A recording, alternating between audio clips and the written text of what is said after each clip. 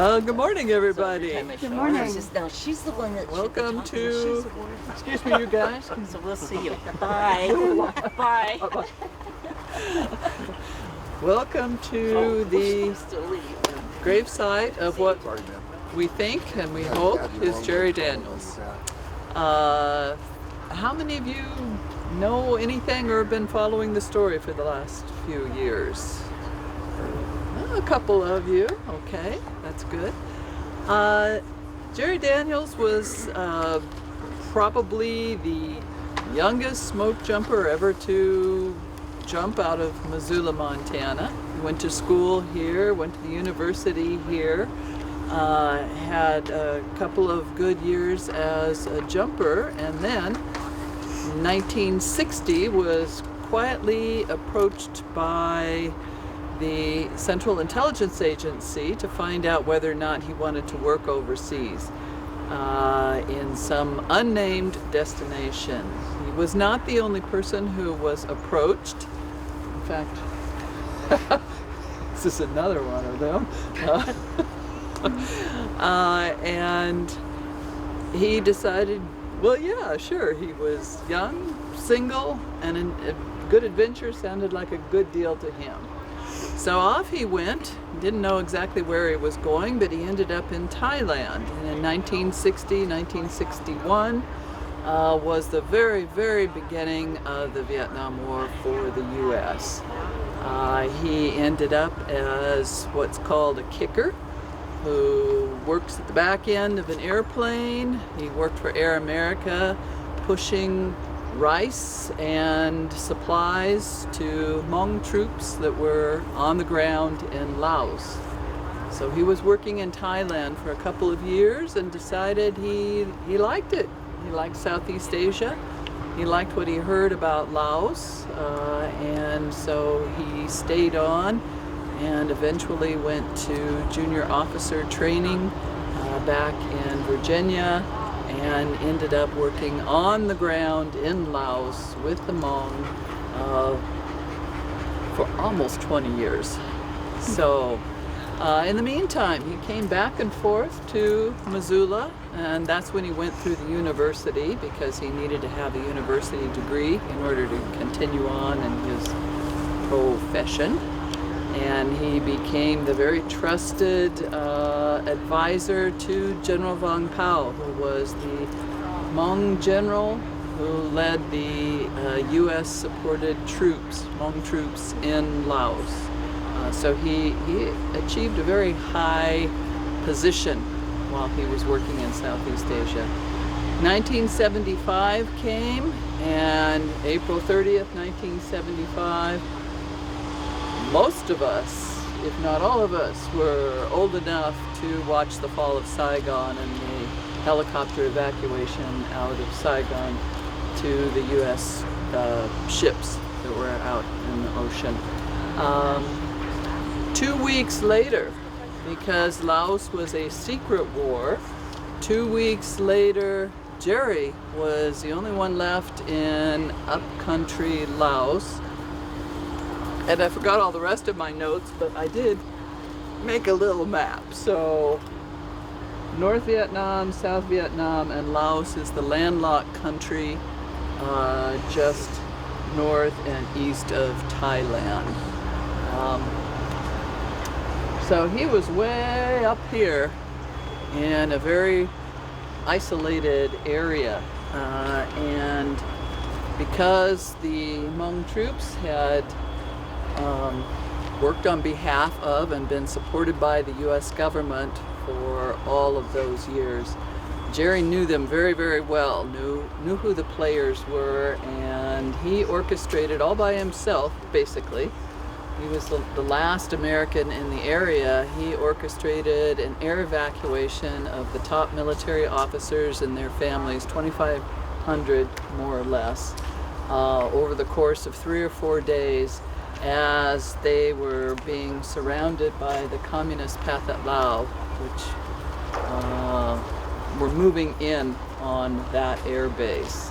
And so 2,500 got out to Thailand. That was the beginning of the Hmong refugee program for those that eventually came to the U.S. Others went to France, to Australia, New Zealand, but most of them obviously came here.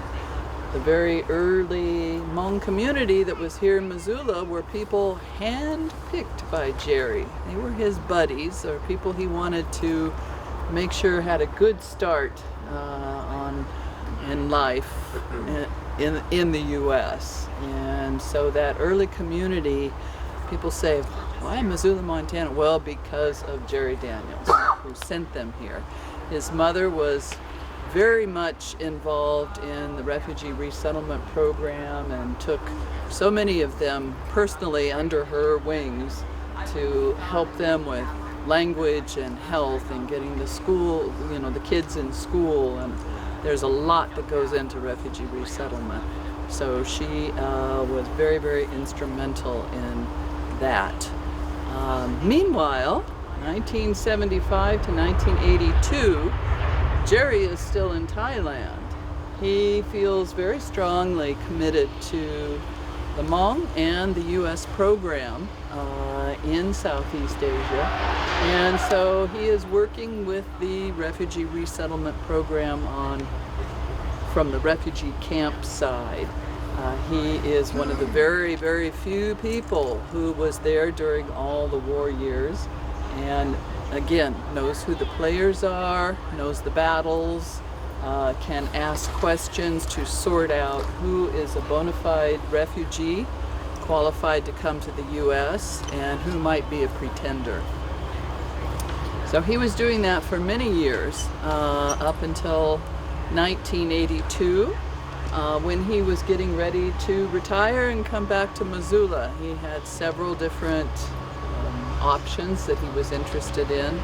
He did want to work with the hand-picked Hmong that he had sent here. They were going to set up some different businesses possibly.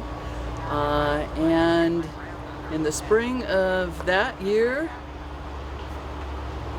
a body was found in his apartment in Bangkok, Thailand. The U.S. government said yes, that was Jerry, although the autopsy that was done, he was sent through the Thai police department. Autopsy was done. They did confirm on paper that that was the body of Jerry Daniels, and they asked the family, and this is Jerry's brother Kent Daniels, they asked the family, is it okay if we cremate him in Thailand and we'll just send you the ashes? And the family said, no, we want the body back. A body was sent back. There was no visual confirmation on what body it actually was. It was so deformed at the time that the body was found in the apartment. The family said, no, we want him back here. And so everybody was told, okay, the U.S. government will send him back, but his casket is never, ever to be opened under any circumstances. And that is what brought us to today. The casket went into the ground here with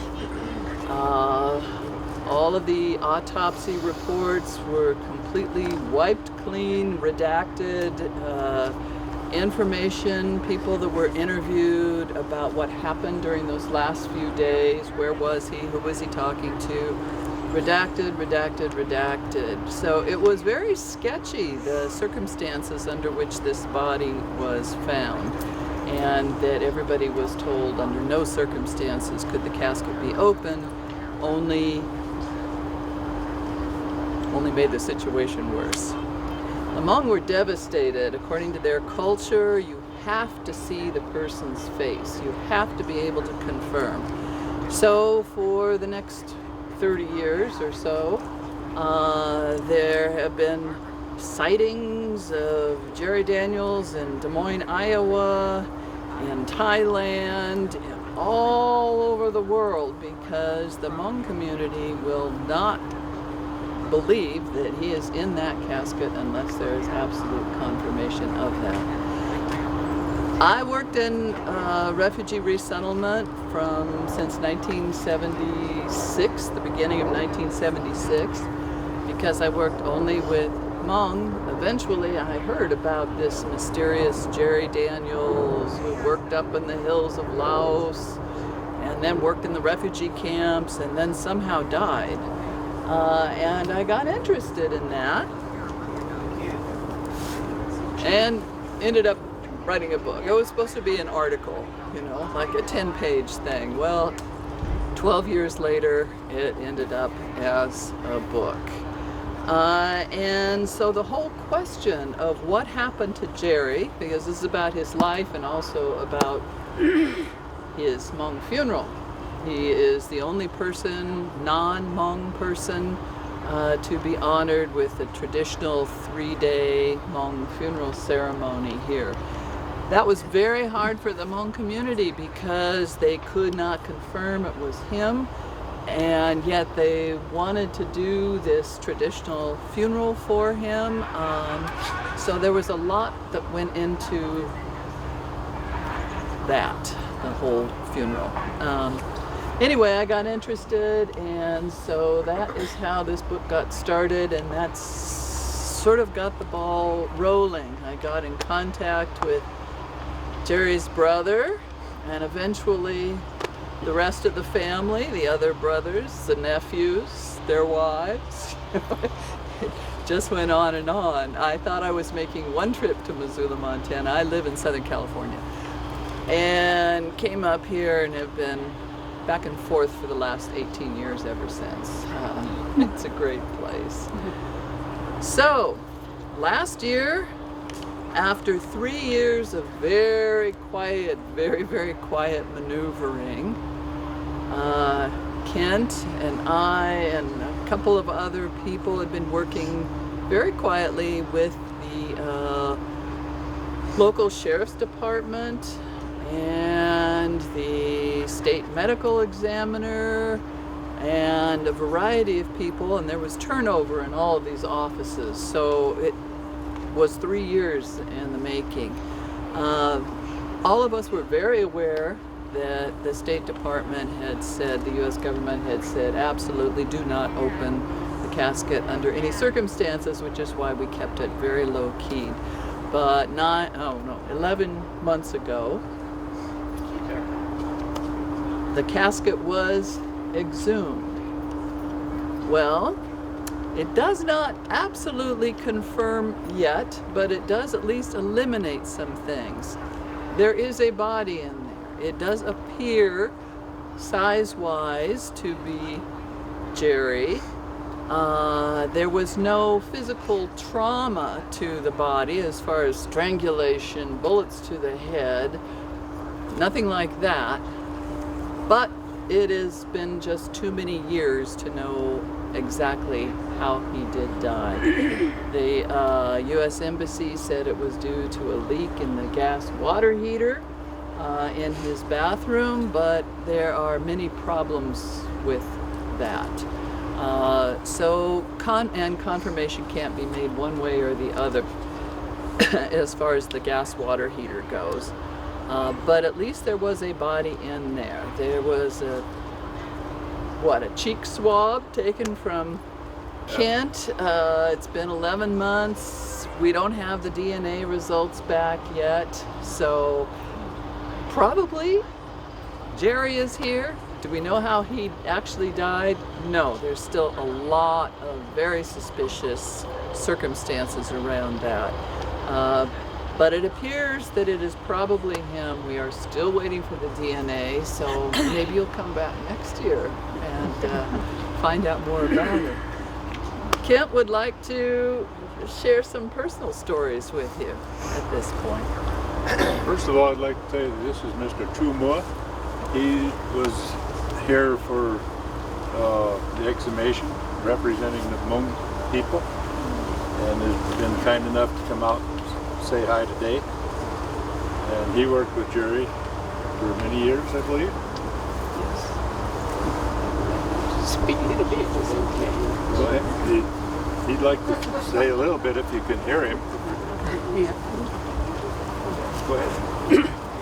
My name is Chu Moore. I live in Missoula here. I came in here on March 17, 1976. I live here until now because Montana here is the nice country, just like Laos, have a mountain. I like that. Way back in the Laos, we worked with Jerry. I was the commander for airstrike, for the U.S. airstrike during the Laos, and worked very close with Jerry Daniel. So when he disappeared, we very miss him. But my personal, I don't think he died. It's political for my personal, but no evidence. So we love this country. We are very happy that we have a chance come into this country for our kids have a better education. So that's we very happy. So Vietnam War is political war, like you understand. That's all I can say. So I thank you for the United States, bring the Asian people, especially the Hmong people, fight with side by side with the United States, because the I would say the CIA agent at the beginning is a secret.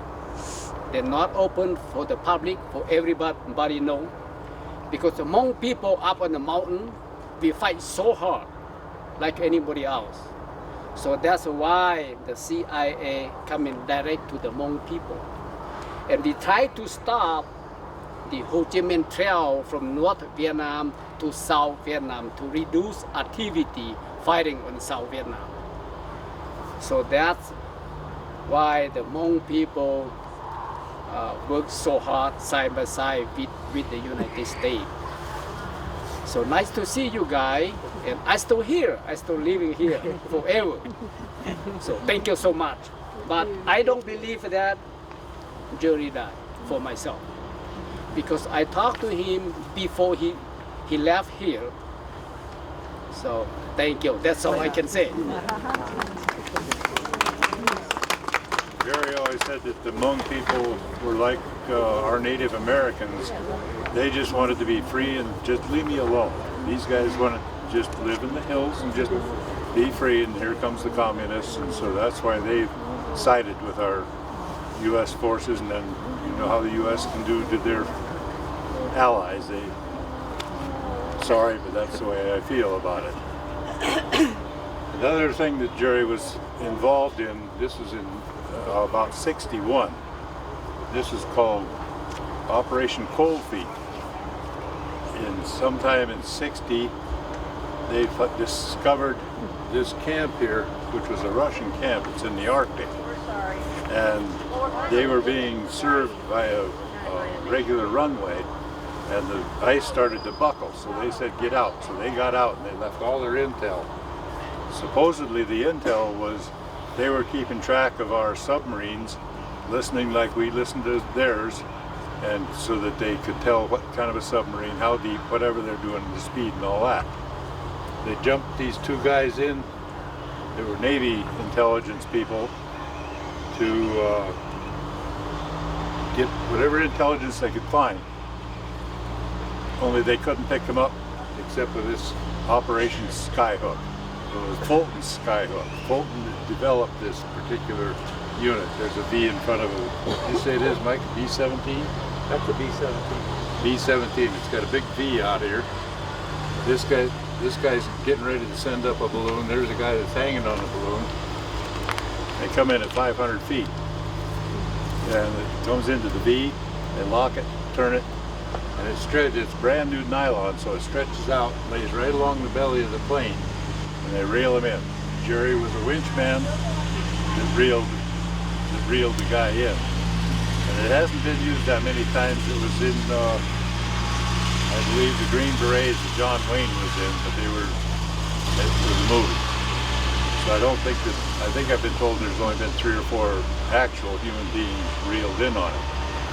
It was perfected in Marana, Arizona, which was a CIA base, and they were going to use this particular setup to pick up astronauts after in the first guy we always dropped in the water. They were going to do this, so they decided, well, let's show these astronauts what this looks like. And the guys that were developing it, I guess, were you there when the wind was blowing? Anyway, the Fed said, show these guys how good it works. Well, the wind was blowing. It wasn't that good a deal. They snapped it up, picked it up, and they swung back and forth, slammed into a bleacher or two, and the astronauts decided that wasn't the way to get picked out of the ocean. But they did get it. The weather turned ugly on them, super foggy. And of course, in '61, they didn't have our GPSs and all that kind of stuff. And so they didn't know where they were, so they took up to get a shot on the sun. And they were something like 8 miles away from Russia. Well, that's not the place to be, so they dived back down. But it took them a couple of days to find them after they dropped them in there, and they finally did reel them up. And that's called Operation Cold Feet. There's a book that was written in '96 or '98 about, and it's called Operation Cold Feet, and it has this. My wife and I were fortunate enough to go back to the CIA when they gave Jerry posthumously a medal for this operation. These other guys that are down here, there's pilots, there's other guy, this guy that's in the nose of the plane, his name is Randolph Scott. Really, it's Toby, we call it Toby Scott. And he lives up by Ovando now. So that's one of the guys that's still around. Michael was involved. Michael, that sounds funny. Mike was involved in this also, but he was not on this particular adventure. So that was, I mean, it's just really something. So he would have been 20 years old when he did this deal here, and I didn't know about it. And he'd stop by at the house. And when I got the medal, it was my birthday, it turned out, 1961, and I had no idea where he was or what he was doing. It was another Cold War CIA adventure. And I think that was, to me, that's really kind of neat. Yeah. Tough part that he had to put up with in Laos. There's a lot of stories there, too, and a lot of his friends, his friends have told us some of the stuff that they've done that cannot be repeated at this time.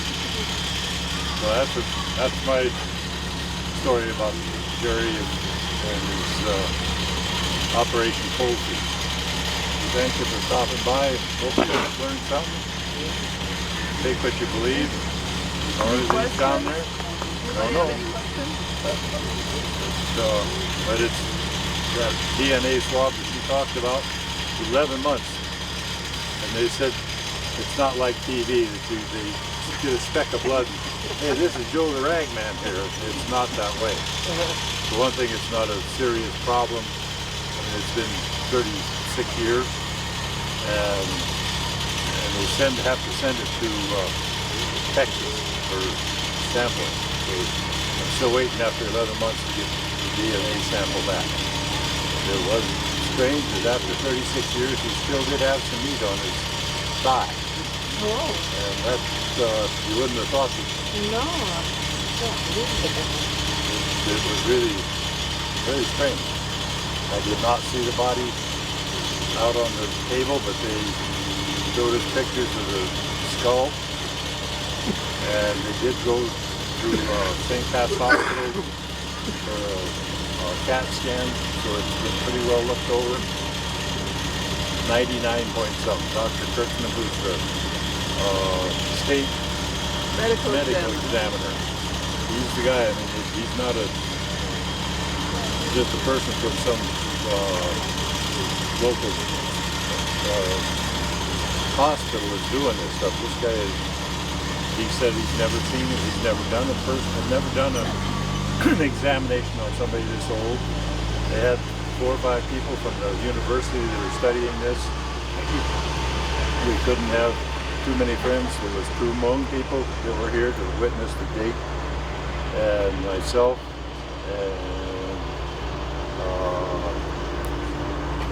she was just here, Myra Schultz, and the sheriff's department.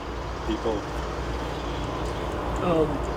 What would they match the DNA that they determined? Is it against your family? Right out of my lip. Thank you. It's just like they show in the movies. You have a big long stick like that. See him. Up against the wall. No. What did they use on the the body? What did they use to compare? I don't know. Oh, you don't. I mean, it was probably that chunk of meat that was I on didn't his know if thigh. it would be bone or Well, that. I don't know how they go You about don't know that, how but they were able to get Yeah, a meat yeah. sample. They could have probably. He didn't explain where he got it, but he said he'd be able to. That's what I would wonder. I was surprised, and they were surprised also, because they said that they did not do a good job of embalming him there, and yet there he was. And when they That's what they said in 1982 when they said, don't open it because he's in such bad shape. We just don't want you to have to witness anything like that. but they had the But that wasn't the case. the fire department there with their people that could check what kind of gases were when they opened the casket.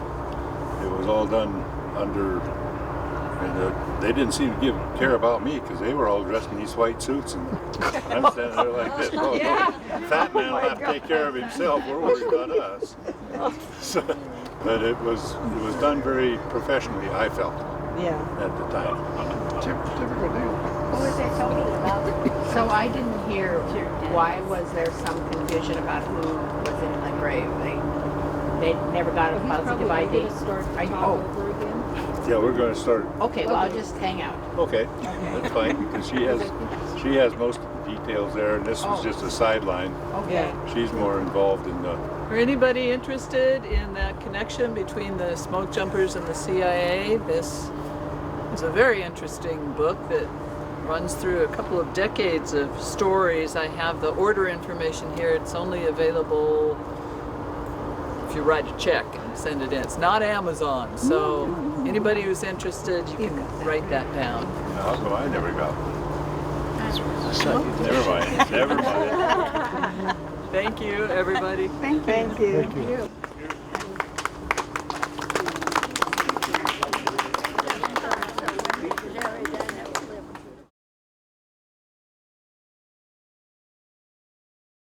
My name's Dusty Dacia. I'm a judge here in Missoula nowadays, but I'm a lifelong Missoula resident.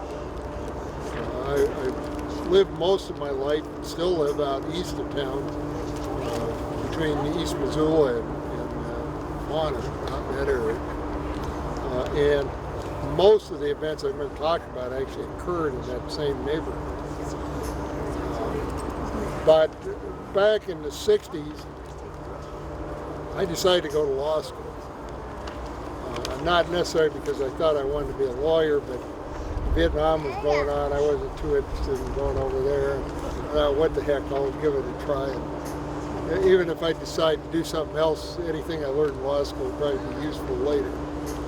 So I went to law school, but in the fall of 1968, I was out hunting back up above Marshall ski area out in that area, and I fell down and accidentally shot myself in the stomach. Went in here and came out right back here. Well, the wound was pretty serious.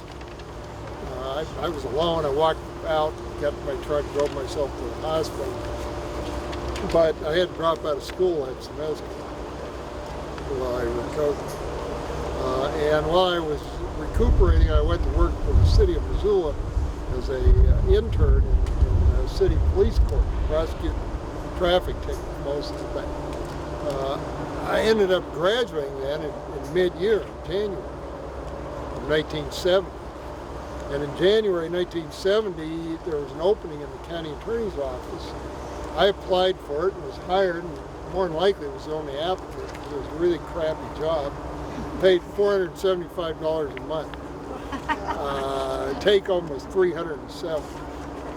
And so I don't think there were a whole lot of takers. And the county attorney at that time was a fellow by the name of Jack Pincinel. Pincinel decided that he'd had enough and he wasn't going to run again. And in those days, literally anybody could run for county attorney. And I said, well, heck, I'll do it. So I did. I ran and I got elected in the fall of 1970. Took over as a county attorney in Missoula County in January 1971. The guy that was elected sheriff that year was a retired FBI agent by the name of John C. Moe, who was a very respected law enforcement officer. The guy with the mustache is me. This is a picture from the 80s, but the picture of the guy in the hat is the sheriff in the early 70s, John Moe. And so John and I and law enforcement had lots of interesting experiences in the early years of the 70s, but the one I'm here to talk about today started in the spring, late winter of 1973, when a little girl by the name of Siobhan McGinnis, who was about 7 or 8 years old, was walking home from school to her home over here on the north side of Missoula. It's about 3 blocks, but she didn't make it, didn't show up. So this huge search was undertaken to try to find her. What happened to this little girl? I mean, the community was in an uproar, and the search went on for 2 or 3 days, and finally, after about 3 days, somebody noticed dogs chewing on something in the ditch along the interstate out between Hillsville and Tura, out east of town. The investigation showed that it was the body of Siobhan McGinnis had been stuffed inside a culvert, and dogs had come along and pulled her out. The autopsy on her body showed that although she had some blunt force injuries to her head and some superficial cuts on her chest, which she died of, was exposure. She was likely sexually molested as well, and she died from exposure. Well, it was a horrible crime. The community was understandably really upset. But we really didn't have any good suspects. There were some leads, but nothing very concrete. Well, about 2 months later, right at Easter, there was a family that lived out in West Riverside. And this family's name was Harvey and Donna Pounds. They were devout Christians. In fact, Harvey was a minister for a local fundamentalist church. Donna was a stay-at-home mom. They had at least 3 kids, maybe 4. They had 2 kids in grade school at Bonner and a son in high school here in town. And it seems like there might have been another daughter too. But in any case, on this day, on the Easter weekend, or maybe it was Good Friday, kids had gone to school, came home on the bus at 3:30 as they normally did, but their mother wasn't home when they got there. What they did see, though, was in the bathroom, there were white clothesline rope chunks tied around the toilet bowl, tied around the doorknob, tied around the hinges on the doors. Very strange. In the master bedroom, there was more white clothesline rope chunks tied to the 4 corners of the bed, and I think there might have been some around the hinges and doorposts in there too. There was a pair of her panties that had been cut, were crumpled in the middle of the bed, and there was a throw rug on the floor in the master bedroom. It was all rumpled up as if there'd been some kind of a ruckus. But no mom, no blood, no nothing. So the kids turned on the TV and watched TV till their dad got home about 5:15. They said, "Dad, we can't find Mom." So he goes wandering around the house, and eventually goes down in the basement, a long basement stairway, and then around the corner. And around the corner at the bottom of the stairs is his wife's body. Now, she'd been bound by with her hands behind her back and also by her ankles, with more of this white clothesline. Her upper clothing had been cut so that her torso was exposed and the clothing was pulled up around her shoulders, and her pants had been pulled down so they were down around her ankles. She had 6 execution-style bullet holes in the back of the head.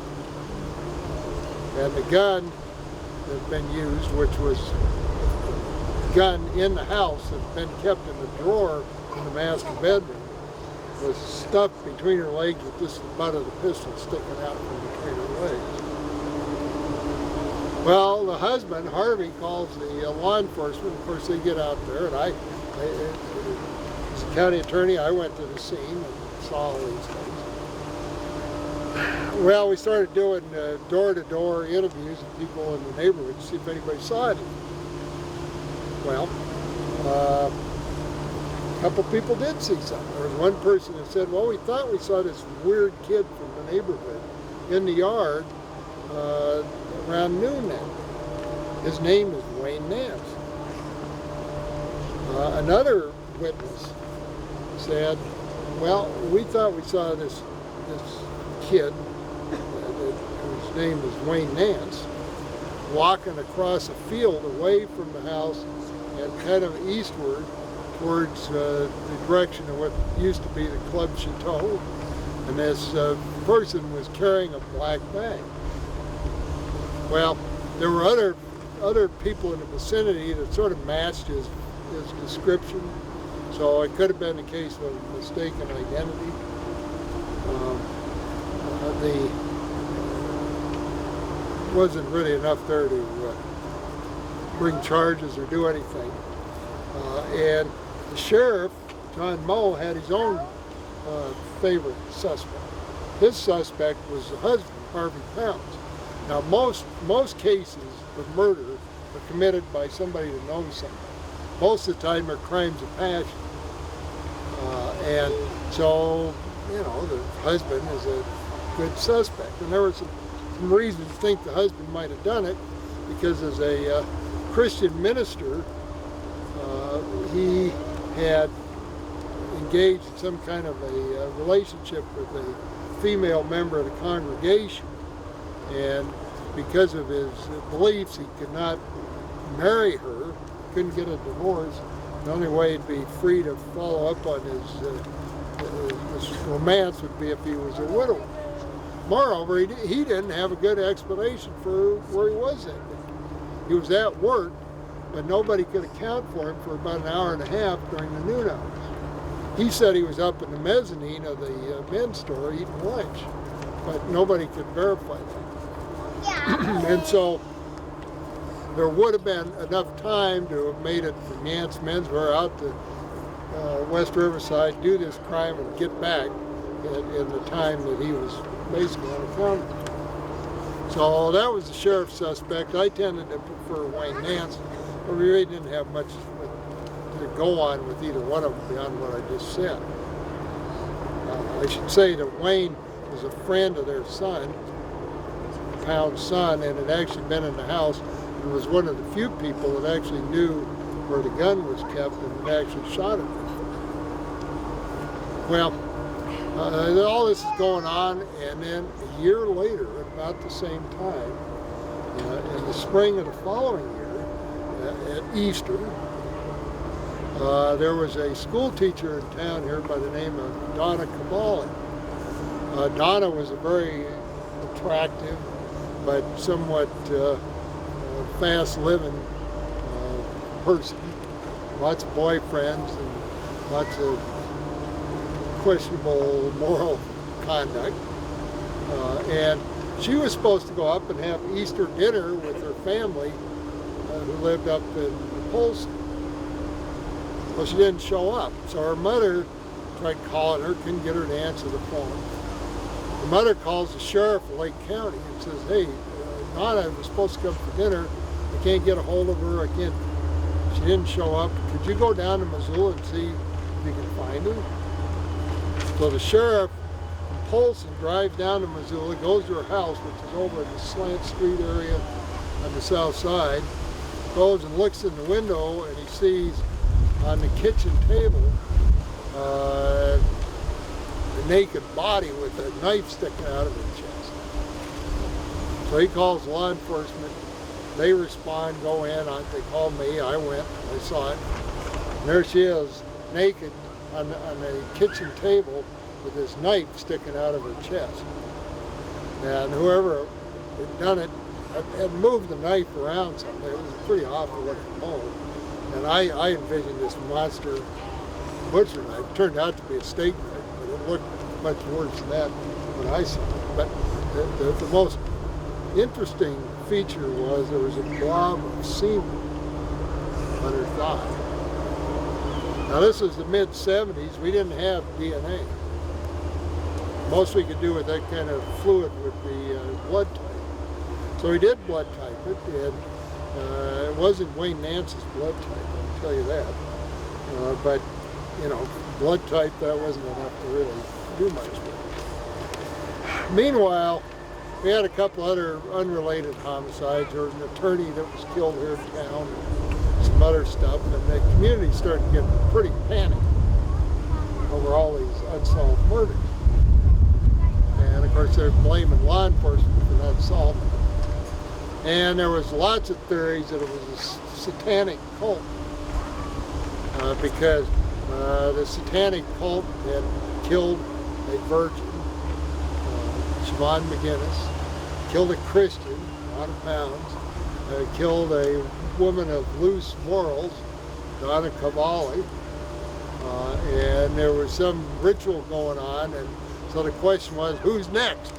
Who's going to be the next one? And like I say, the community's in an uproar, and at the time we didn't have a lot of the investigative tools we now have available to us, so I thought, you know, the best thing to do is try to figure out some way we can get all these people in, question them, and produce evidence and what have you, try to get to the bottom of this stuff. So I asked one of the local judges to panel a grand jury. He agreed, and we did. Been the one and only grand jury in Missoula County probably in the last 100 years, but we did it. And we started subpoenaing in these witnesses, including Wayne Nance, who by this point had graduated from high school and was in the Navy, and stationed at that point in time in San Diego. So I subpoenaed Wayne Nance up and get him on the witness stand, and I learned through investigation that he wasn't in school. He was supposed to be in school and he wasn't. So I put him on the stand. I said, Wayne, where were you on the afternoon that Donna Pounds was killed? You weren't in school. He says, well, I was home, but I was working on a tomahawk project. I had this class in archaeology, and I made this tomahawk. It was really a great tomahawk. And in fact, it was so good, I got an A for it. That's what I was doing. So he was let down off the stand. I get a hold of the teacher and said, what about this tomahawk? The teacher said, well, yeah, I did make a tomahawk, and it was a good one. And he did get an A for it, but the class was in the fall, and this murder occurred the following spring. So I bring Wayne back in and I confront him with his lie, confront him with everything I could come up with. And my reaction was, he was just as cool and calm and collected as that tombstone. I mean, he was just nothing fazed him. He was just matter of fact and unflappable. We also, of course, brought in Harvey Pounds and questioned him. And the grand jury was unable to indict anybody, although they actually came closer to indicting Harvey Pounds, the husband, than they did Wayne Nance. But all this kind of goes into the lore of Missoula, and things go on until the early 80s. And all of a sudden in the early 80s, you start finding dead bodies of females out east of Missoula. And I might have the sequence of events here mixed up a little bit.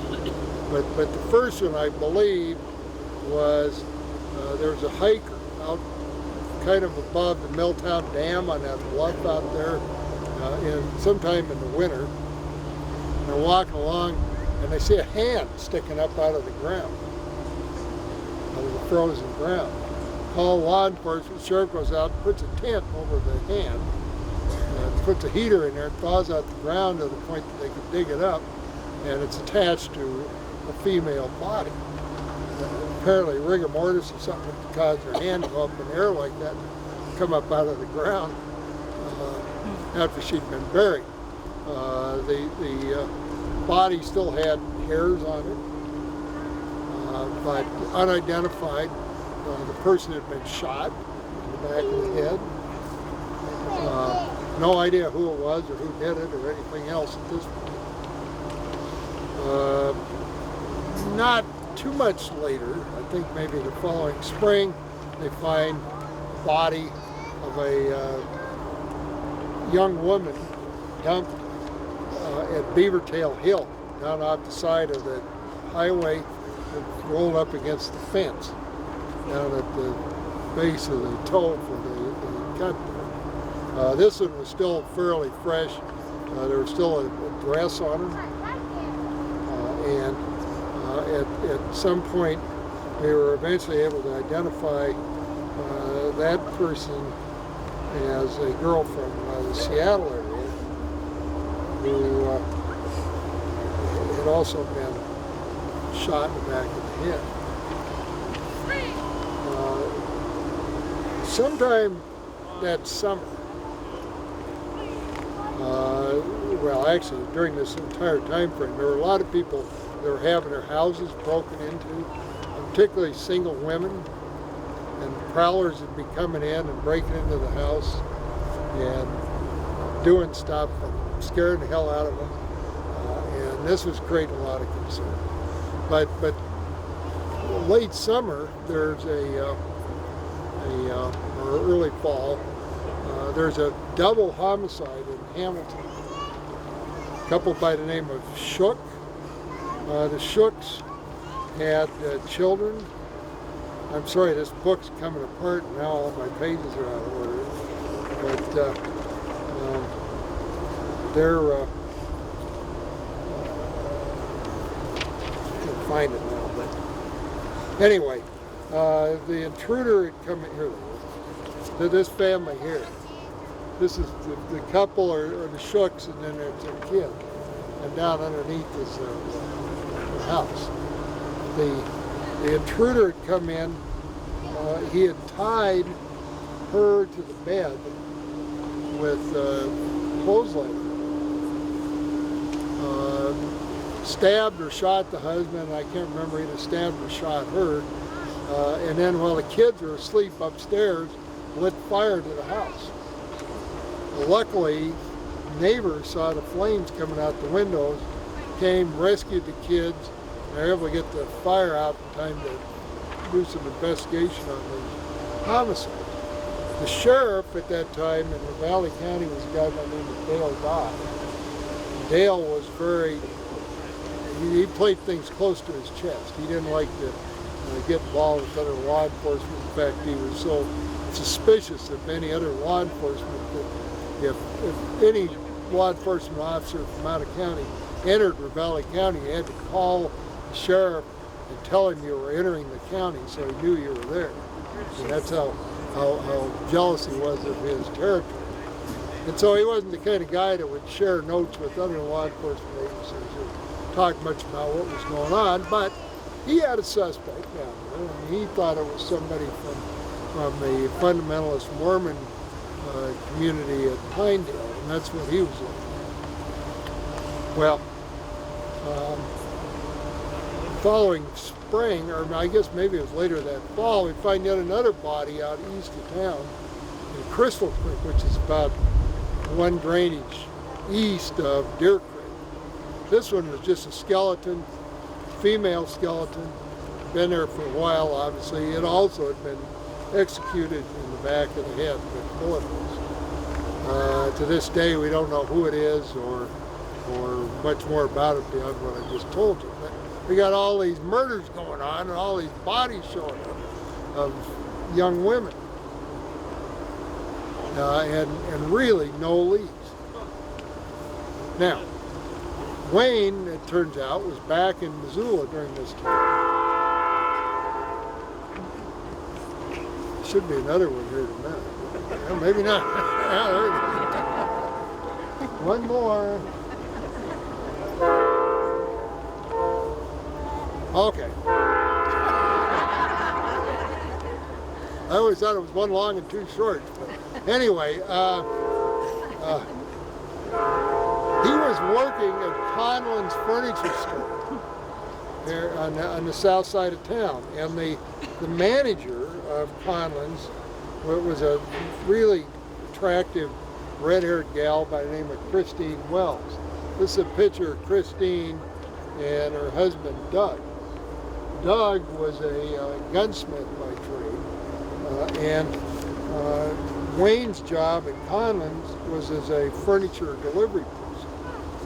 And so he'd deliver furniture to houses all over western Montana, including in North Valley County and including the Shook House, and including some of these places where women lived that had break-ins, because they'd bought furniture from Conlon's and Wayne was a delivery person. But one afternoon, actually early evening, in early September, Doug and Christine are coming home. They've been out, it's about twilight, and they lived in the Orchard Homes area. As they're going into their house, there's some rustling in the bushes alongside the house.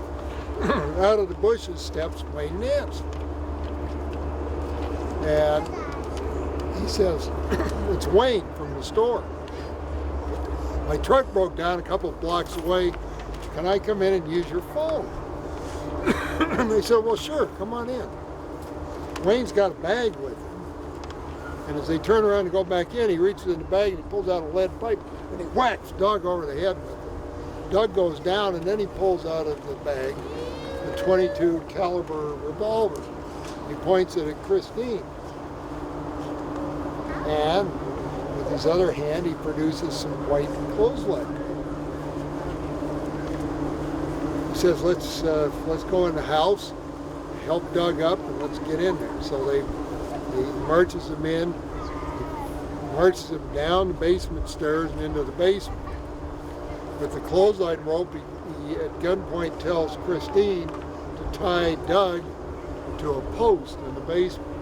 He has Doug sit down, so he's sitting with his hands behind his back behind the post. And he has Christine tie him up. He then marches her back up the stairs, down the hall, into the master bedroom.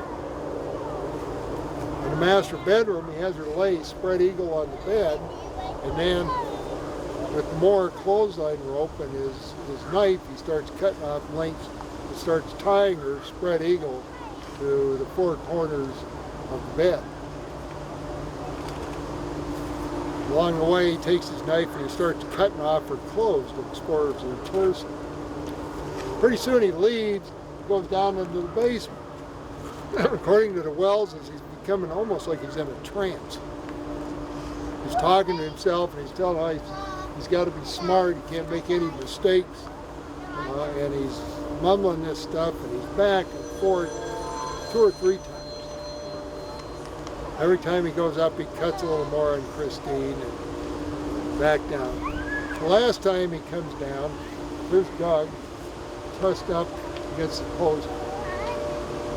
Wayne takes out his knife and he stabs Doug in the chest. He pulls out the knife and you see some blood on it.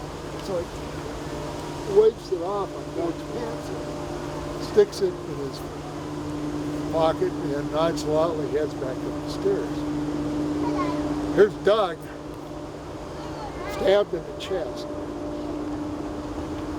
And he's woozy and the room starts getting black. All of a sudden it just goes black. Somehow or another he manages to pull himself out of it. He doesn't know if he's been out for a second or a minute or half an hour, but he knows this guy's upstairs with his wife. So he looks around the room. Over in the corner, he sees an old lever-action Savage rifle in the corner. And he's working these knots behind his back, and somehow he manages to untie the knots. He gets himself free, he staggers over and he gets the gun, he looks around, and he can find one bullet.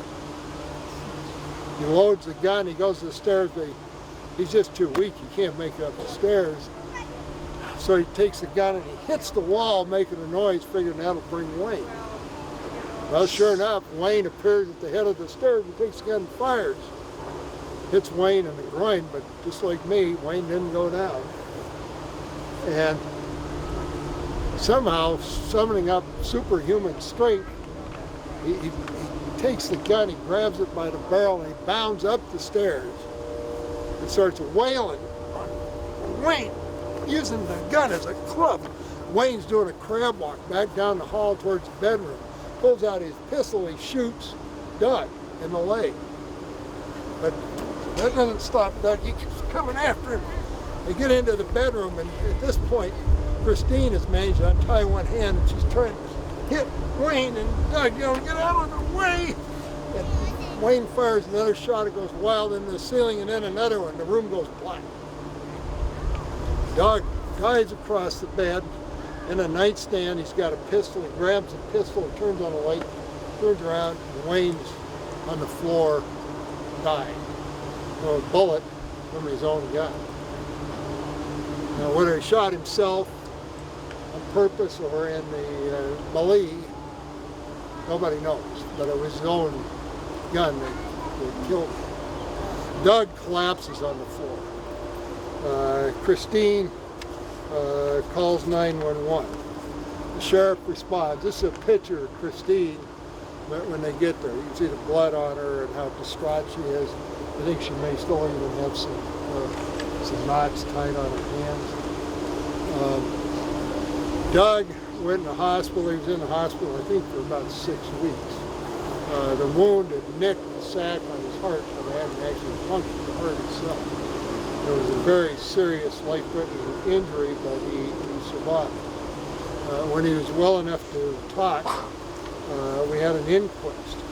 And the picture below is a picture of me holding the rifle that he was using as a club, and that's Doug looking up at it. You probably can't see it very well from where you're at, but you'll see if you look closer that gun is bent almost into an L. And if you can imagine the amount of force that was used to bend a rifle into an L shape, beating on Wayne, you can get some idea of the violence that was occurring during this melee.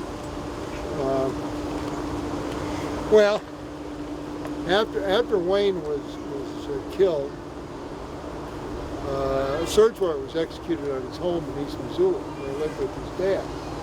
And in his home, a lot of interesting things were found. Oh, incidentally, here's a copy or picture of the post that Doug was tied to in the basement. You see the blood on it, and the ropes are still hung around it. The other picture is of the bedroom where the final acts occurred. But in the search of Wayne's house, was found some interesting things. You see on top a ceramic elk, and also a knife. This is a very unique, handmade couple of items. Both items were handmade and one of a kind. Both of them came out of the Shook house and were easily identified as being from the Shook's property. And there was actually a photograph of Wayne giving this elk to his dad as a Christmas present that year. But Wayne had obviously taken these things as trophies from the Shook house, and it makes it pretty clear that he was involved in that. He had a huge crush on Christine Wells. He kept a scrapbook. He had over 40 photographs of her. He had things that he made up himself, taking things that she'd written, like memos or work orders or that sort of thing, and cutting words out and then pasting them back together into messages. So he had one that said, Wayne, I love you, love Christine, and her hand taped inside, I think, his lunchbox or his toolbox. The girl whose body was found with the dress out at Beavertail Hill is this girl, Devonna Nelson, and witnesses put her together with Wayne Nance shortly before she disappeared. But the other side of this shows some really interesting stuff.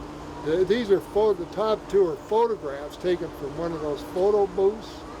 That's Wayne and a girl known only as Robin. Witnesses in East Missoula said, yeah, there was a girl that showed up named Robin that was with Wayne for a couple of weeks, and then she just disappeared. The skeleton that was found with the hand sticking up out of the ground had hairs on it. When the search was done of Wayne's property, he had a topper on the back of his pickup and stuck in some hinges, and the topper were some hairs. Those hairs were compared to the hairs on the skeleton above the Milltown Dam, and they were identical. It was her hair. And what was likely this girl Robin who disappeared. And we know she was together with Wayne because we got pictures that he had.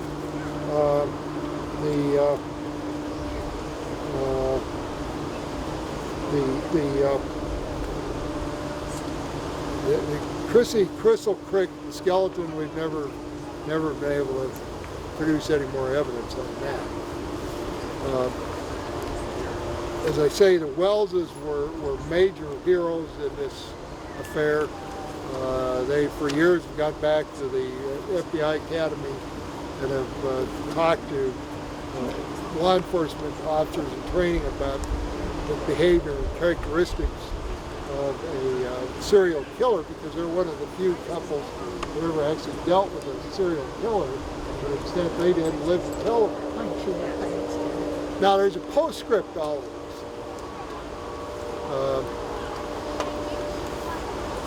Remember Donna Cavalli, the school teacher with the knife in her chest and a blob of semen on her thigh?